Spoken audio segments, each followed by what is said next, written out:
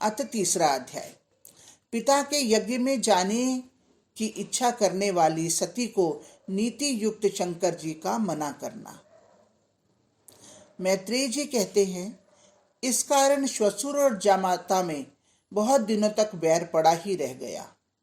जब ब्रह्मा जी ने दक्ष को सब प्रजापतियों का स्वामी बना दिया, तब दक्ष को बड़ा अभिमान हो गया और उन्होंने सबसे उत्तम रूप में किंतु अभिमान सहित अपना एक ऐसा वाजपेय यज्ञ करने का आयोजन कराया कि जिसमें सब ब्रह्मर्षियों का तिरस्कार हो जावे। यज्ञ आरंभ हुआ और बहुत से ऋषि मुनि देवता पितर उसमें आने लगे।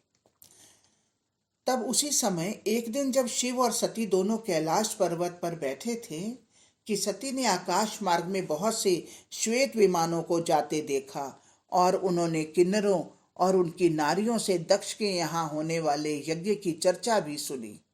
तब सती की भी अपने पिता के यहाँ जाने की इच्छा हुई और अत्यंत विनीत भाव से वह शिव जी से बोली, हे महादेव जी, मैंने सुना है कि पिता के यहाँ एक महान यज्ञ हो रहा है, जिसमें उपस्थित होने के लिए आकाश मार्ग से अपने विमानों में पत्नियों सहित बैठे हुए देवगण जा रहे हैं।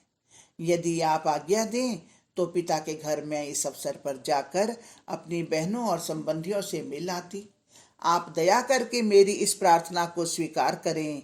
सती के उत्सुकता भरे शब्दों को सुनकर जहाँ एक और शिवजी श्रम रहित हुए, वहीं उनको दक्ष द्वारा कहे हुए कटु वचनों का भी स्मरण हो आया। उन्होंने संयत वाणी में सती से कहा, मैं यह जानता हूँ कि परम वैभवशाली तुम्हारे पिता का तुम पर अगाध प्रेम है, किंतु मेरी अर्धांगिनी होने के कारण तुमको वहां सम्मान नहीं प्राप्त होगा, क्योंकि दक्ष मुझसे वैर रखते हैं। संभव है इसमें तुमको शंका हो और तुम यह कहो कि जब मेरे यज्ञ के अवसर पर तुम्हारे पिता दक्ष जी आए थे, तब उनके सम्मान में मैं क्यों नहीं उठ खड़ा हुआ, जो लोकाचार के सर्वथा ही विरुद्ध है।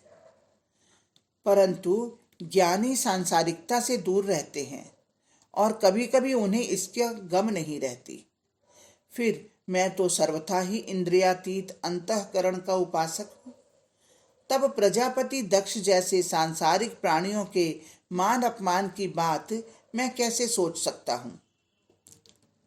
दक्ष जो इसी कारण मुझसे असंतुष्ट हो गए और तब से अब तक मुझे बुरा ही समझते हैं, और इसी कारण उन्होंने हमारे बैर से तुमको भी भुला दिया है।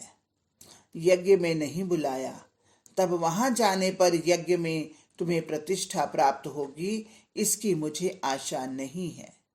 यदि तुम हमारा वचन न मानकर उनके घर जाओगी तो निश्चय ही तुम्हारा कल्याण नहीं होगा।